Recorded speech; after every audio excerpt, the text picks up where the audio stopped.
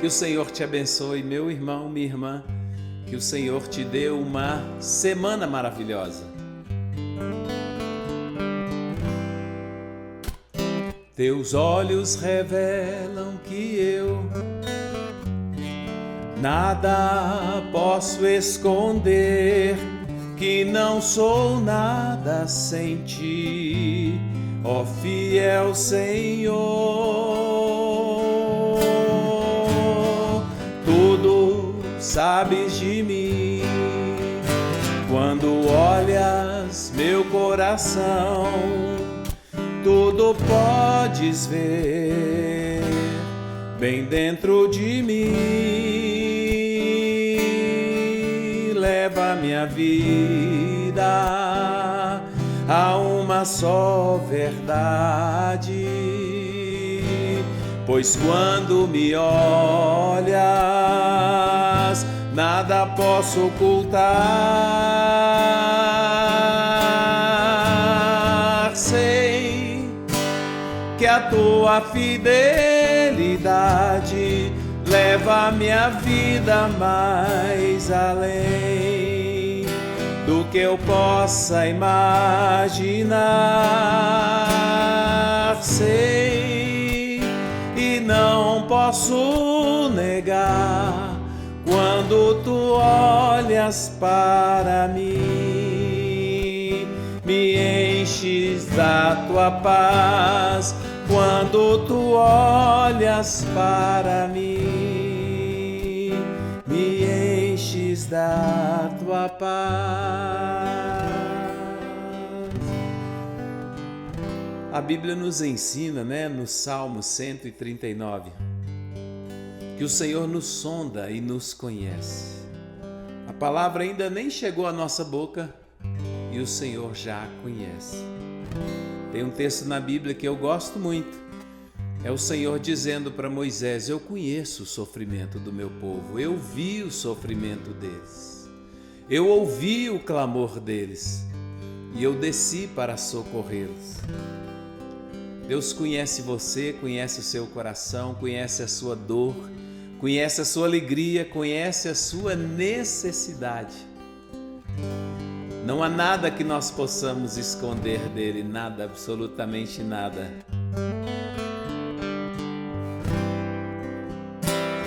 Teus olhos revelam que eu nada posso esconder, que não sou nada sem ti, ó fiel Senhor. Tudo sabes de mim, quando olhas meu coração, tudo podes ver bem dentro de mim. Leva minha vida a uma só verdade, pois quando me sondas, nada posso ocultar. Sei que a tua fidelidade leva minha vida mais além do que eu possa imaginar. Sei e não posso negar, quando tu olhas para mim, me enches da tua paz. Quando tu olhas para mim, me enches da tua paz. Senhor, nós queremos te pedir nesse breve momento de oração, que o Senhor nos encha da sua paz, encha o nosso coração com a sua presença, enche o nosso coração com a sua paz. À medida que, ó Deus, nos aproximamos do Senhor, ao meditar na sua palavra, fale ao nosso coração e nos abençoe, nos ajude a compreender qual é o plano e o propósito do Senhor para a nossa vida. Nós te pedimos e te agradecemos, Deus, em nome de Jesus, que é o nosso Senhor e Salvador. Sei que a tua fidelidade leva a minha vida mais além do que eu possa imaginar. Sei que não posso negar quando tu olhas para mim, me enches da tua paz quando tu olhas para mim, me enches da tua paz.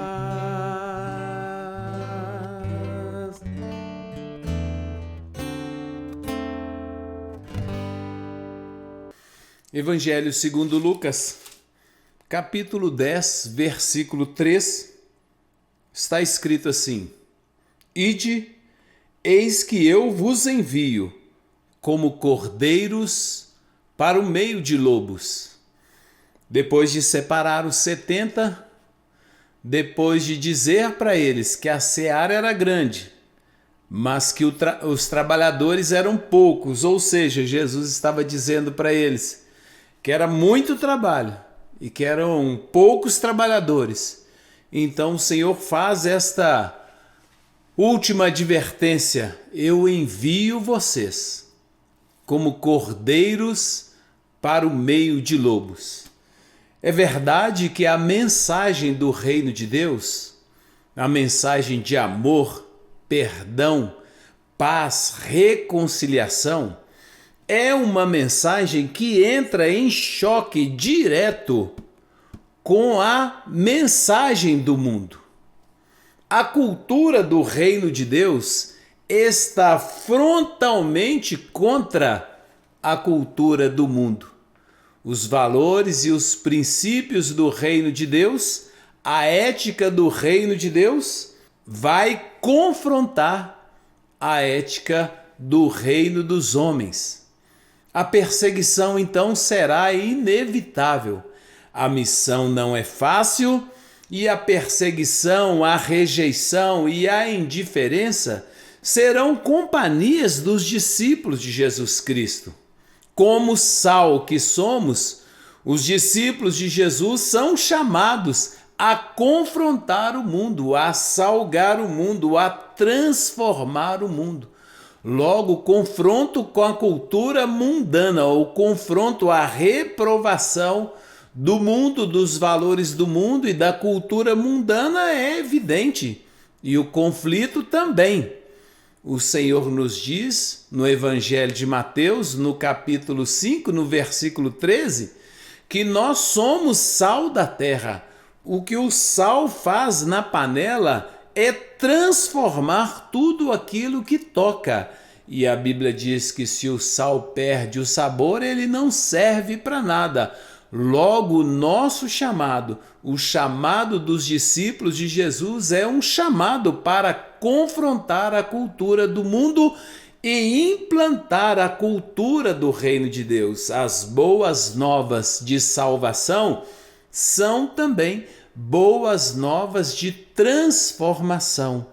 Então é por esta razão que o Senhor certamente diz: eu envio vocês como cordeiros no meio de lobos.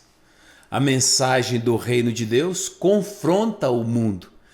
E Jesus, no Evangelho de João, no capítulo 15, nos versículos 18 e 19, ele diz: se o mundo odeia vocês, saibam que primeiro odiou a mim. Nós, discípulos de Jesus, somos instruídos a aprender dele, que é manso e humilde de coração. Então, os discípulos de Jesus são mansos e humildes de coração, eles pregam a paz. Fomos ensinados a amar nossos inimigos, a orar por aqueles que nos perseguem, a oferecer a outra face, a perdoar 70 vezes 7. E vamos então anunciar essa mensagem de esperança, as boas novas de salvação, reconciliar os homens, a humanidade com Deus, mas o Senhor nos adverte: vocês estão seguindo como cordeiros. Uma característica do cordeiro é a sua mansidão. O cordeiro é manso. João, lá no começo, sempre lembro disso, lá no começo da história da igreja, ainda no primeiro século, ele diz: filhinhos, já agora há muitos anticristos.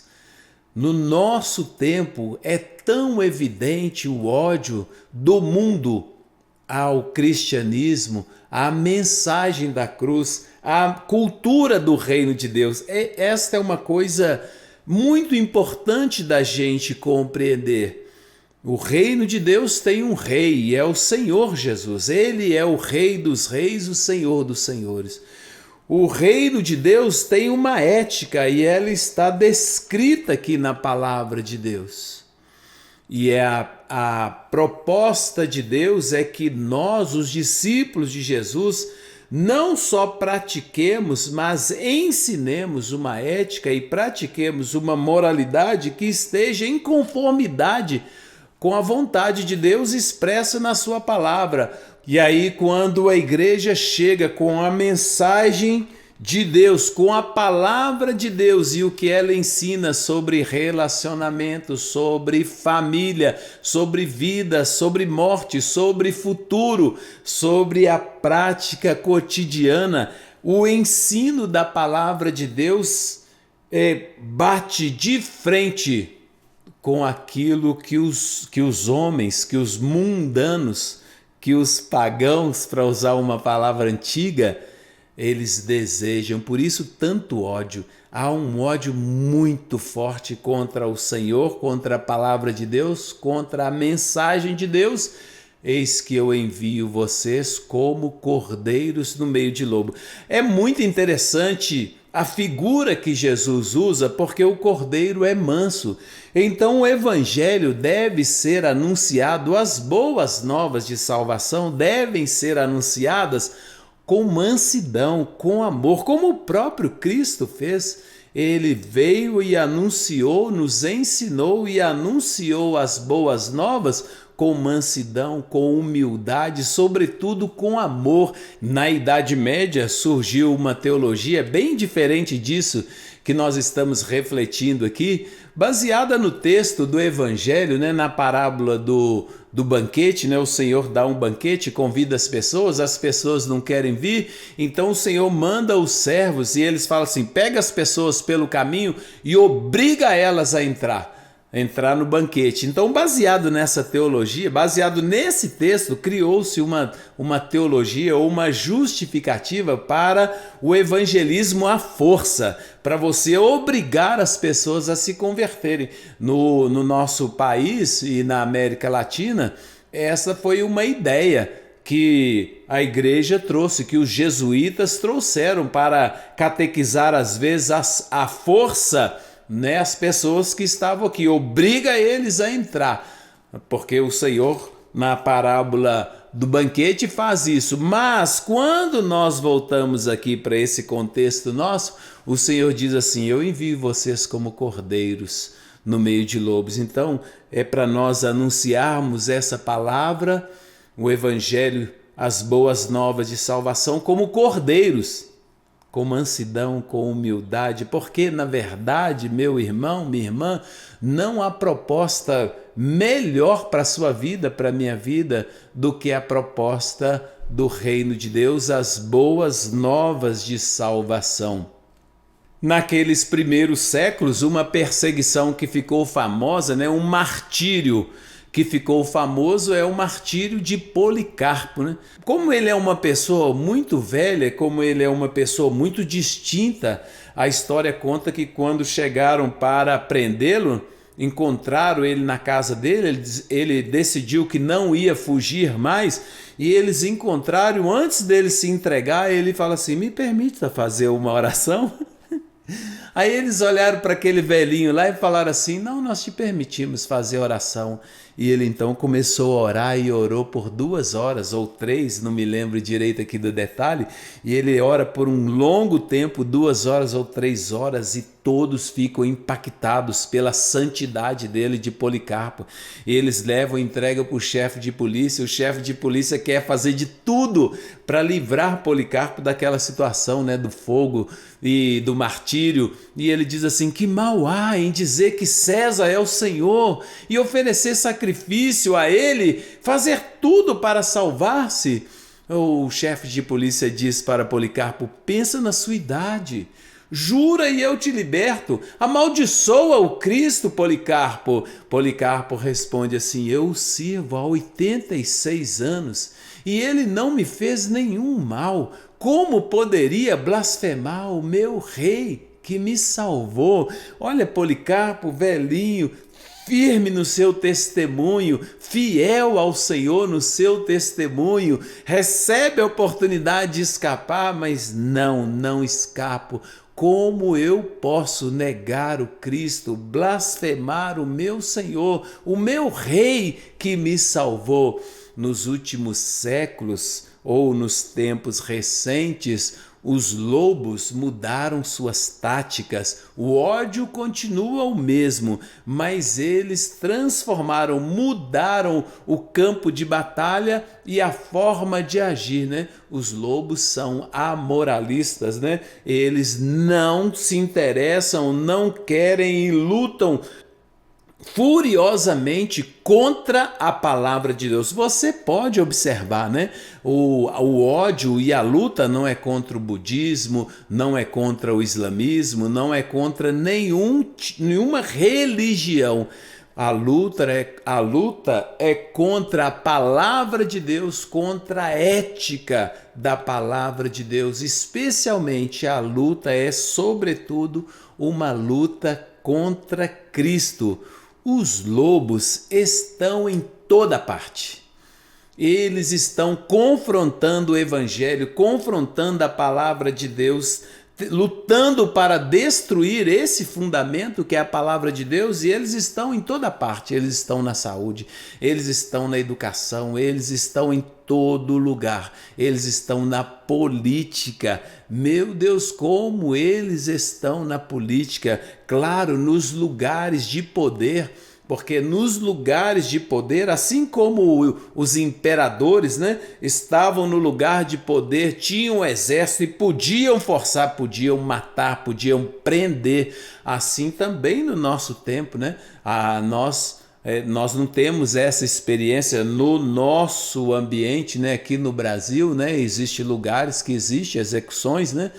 Mas no nosso país nós não temos isso. Mas os anticristos, os lobos, eles amam as posições de poder nas quais eles podem dizer para as pessoas: nega Cristo ou morra, abjura ou morra, amaldiçoa Cristo ou morra, negue a Cristo ou morra. E é uma coisa impressionante, é que nós não temos mais no nosso tempo pessoas com a firmeza de Policarpo. Nós não temos no nosso tempo pessoas que têm uma consciência clara acerca do propósito da sua vida, a ponto de oferecer a sua vida como testemunho. A palavra testemunho, você deve saber, significa martírio. Então, oferecer o testemunho é, de certa maneira, oferecer o martírio.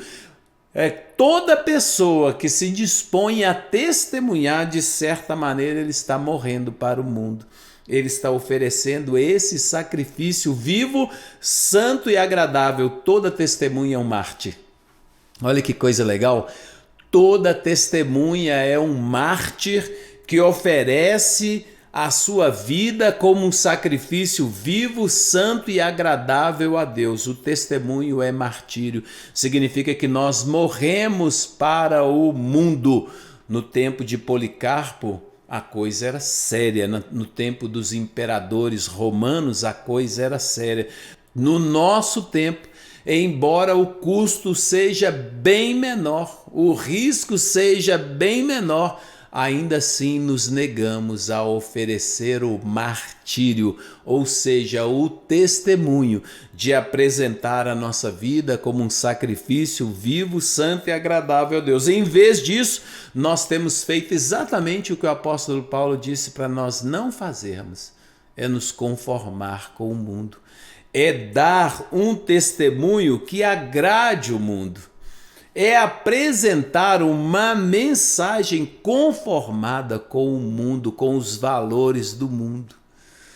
O Senhor Jesus, dentro do propósito e da expectativa dele, ele diz para os discípulos: eu envio vocês como cordeiros para o meio de lobos. Ele não nos mandou, ele até nos mandou, nós podemos interpretar assim: Jesus nos mandou para a guerra. Mas Paulo nos diz: mas essa guerra sua não é contra carne e contra sangue, é contra os principados, potestades, forças espirituais do mal nas regiões celestes. Então nós estamos verdadeiramente em guerra contra as trevas, mas nós somos enviados ao mundo como cordeiros para oferecer um testemunho de amor, de graça, de serviço, não é de acusação, né? Mulher, onde estão os teus acusadores? Pergunta Jesus para a mulher flagrada em adultério. Ela diz: Senhor, eles foram embora, eu também não te acuso, vá em paz e não peques mais. Então a mensagem do Evangelho é esta mensagem, uma mensagem de amor.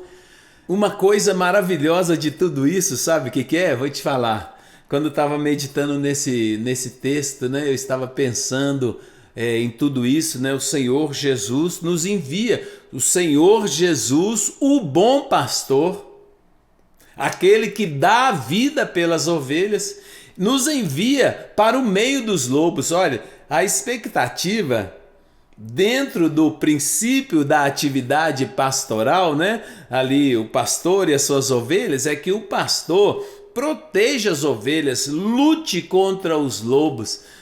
O texto de 1 Samuel, no capítulo 17, conta que Davi, quando ele se apresenta ali para Saul, o gigante Golias estava ali afrontando o exército de Israel há 40 dias.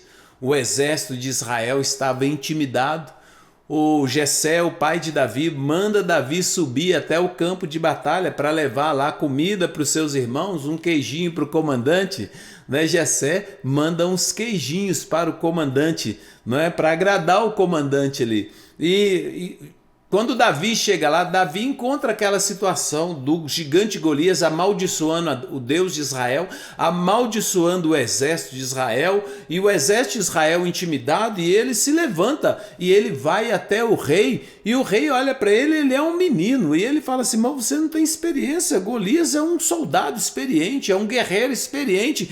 E Davi fala com ele assim: não se engane com a minha aparência não. O teu servo, né? Davi fala assim: o teu servo apacentava as ovelhas de seu pai quando veio um leão ou um urso e tomou um cordeiro do rebanho. Olha o que Davi está falando, que o leão vem, o urso vem, ataca o rebanho, toma um cordeiro, e Davi diz assim: eu saí após ele e o feri e livrei o cordeiro da sua boca. Isso é uma coisa maravilhosa, não é? Davi é o pastor que ele enfrenta o leão, ele enfrenta o urso e ele toma o cordeiro da boca do leão, da boca do urso. Jesus é o bom pastor que nos envia como cordeiros para o meio de lobos, mas ele é poderoso para se levantar em favor dos seus cordeirinhos, para arrancá-los da boca do leão, da boca do urso. O nosso Deus é Deus conosco, é Emanuel, Deus conosco. Ele não nos abandona, ele não nos trai, ele não foge.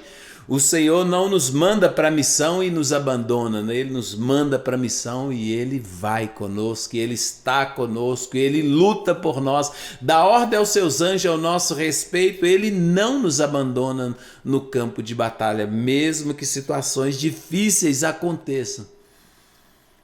Nada nem ninguém pode nos separar do amor de Deus. Nada nem ninguém pode vencer a Jesus nessa guerra, nessa batalha. Portanto, nós podemos obedecer a sua instrução com tranquilidade. Jesus fala assim: tem riscos, tem perigos, tem ameaças. É difícil. Eu envio vocês como cordeiros para o meio de lobos, mas eu sou o bom pastor. Eu tenho poder e autoridade para tomar a sua vida, arrancar a sua vida das garras do urso, da boca do leão. Então, que coisa maravilhosa. Você vai para a batalha sabendo que você tem toda essa cobertura, toda essa retaguarda, que nós não entramos nessa batalha, nesta guerra sozinho. O Senhor, o nosso Deus, é Deus conosco, peleja por nós. Ele é o nosso escudo, Ele é a nossa fortaleza. Ele é torre forte onde o justo se encontra. Não há principados, potestades, forças espirituais do mal que possam confrontá-lo, resistir ao seu poder e à sua vontade. Eu envio vocês como cordeiros entre lobos. Prega a palavra com mansidão, com amor, com humildade.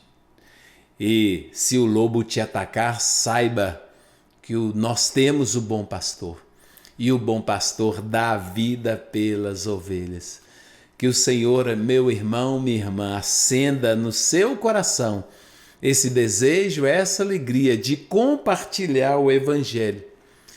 Que você também possa entender, meu irmão, minha irmã, que há um confronto direto entre os pensamentos de Deus e os pensamentos do mundo, entre a vontade de Deus e a vontade do mundo, entre os valores de Deus e os valores do mundo. Então vale a pena lembrar o que diz o apóstolo Paulo: não se conformem com este século.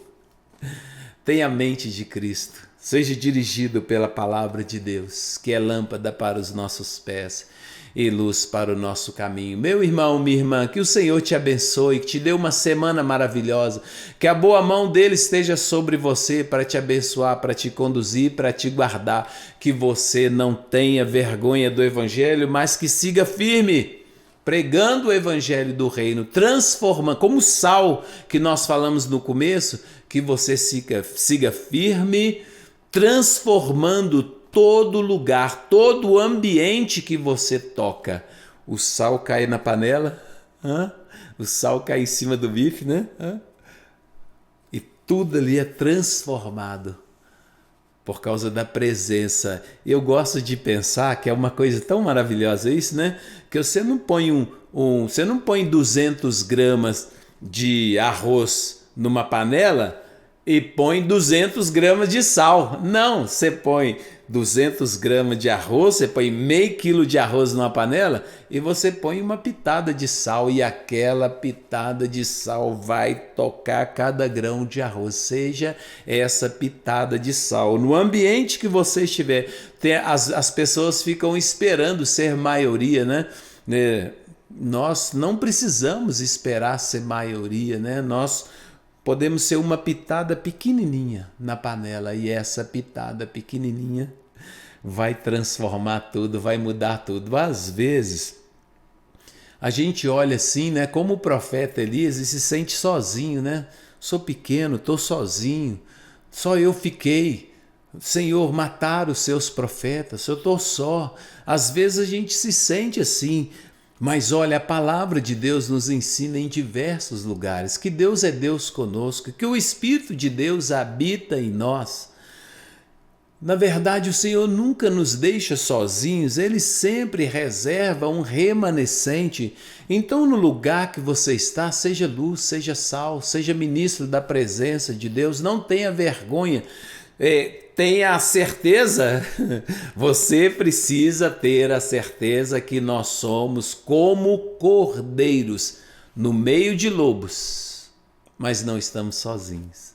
E quando nós começarmos ali com amor, com mansidão, com graça, com sabedoria, anunciar o Evangelho, pregar as boas novas da salvação, pregar boas novas aos cansados, consolar aqueles que choram, ordenar sobre aqueles que estão de luto uma coroa em vez de cinza, óleo de alegria, veste de louvor.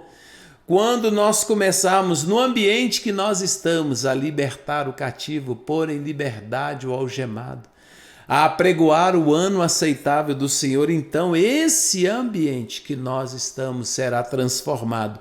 A cultura do reino de Deus vai vencer a cultura mundana.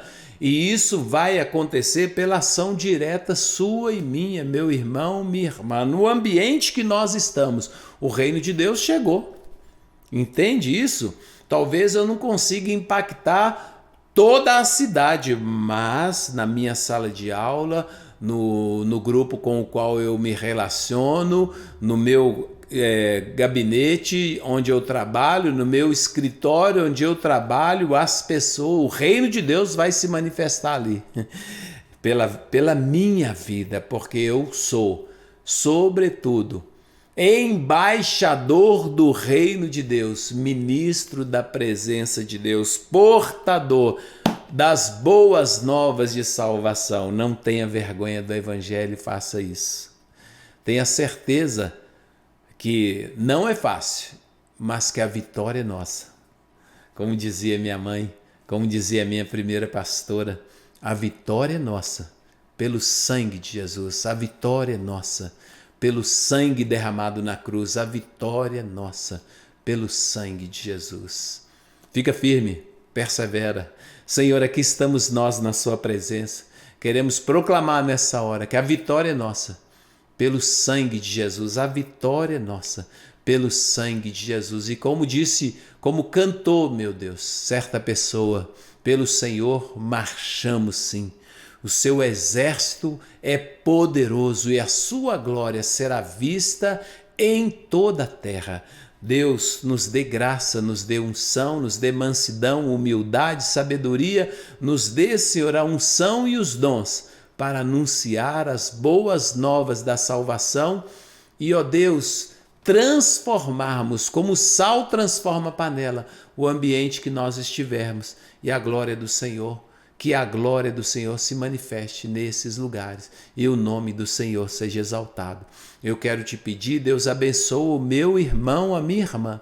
Cuida dele, estende a sua mão sobre ele, sobre ela, para Deus tirar toda timidez, toda vergonha, todo impedimento. Também, Senhor, para abençoar nas suas lutas, nas suas dificuldades, para quebrar as cadeias e curá-lo emocionalmente, curá-lo fisicamente. Deus, no nome de Jesus, entra na casa do meu irmão, põe em ordem naquilo que está fora do lugar, Deus. Ordena aquilo que está fora do lugar, traz paz do céu, paz do reino, paz que excede o entendimento na casa do meu irmão, da minha irmã. Faça isso, Deus, para a glória do seu nome, que é bendito, que é maravilhoso e que nós adoramos. Eu quero, Pai, em nome de Jesus, seu Filho, que é nosso Senhor e Salvador, abençoar o meu irmão com a bênção do Deus que é todo-poderoso, o Senhor, Deus Pai, Filho e Espírito Santo. Que o Senhor te abençoe e te guarde, que o Senhor faça resplandecer o seu rosto sobre ti e tenha misericórdia de ti, que o Senhor sobre ti levante o seu rosto e te dê a paz. Excelente semana para você, meu irmão, minha irmã.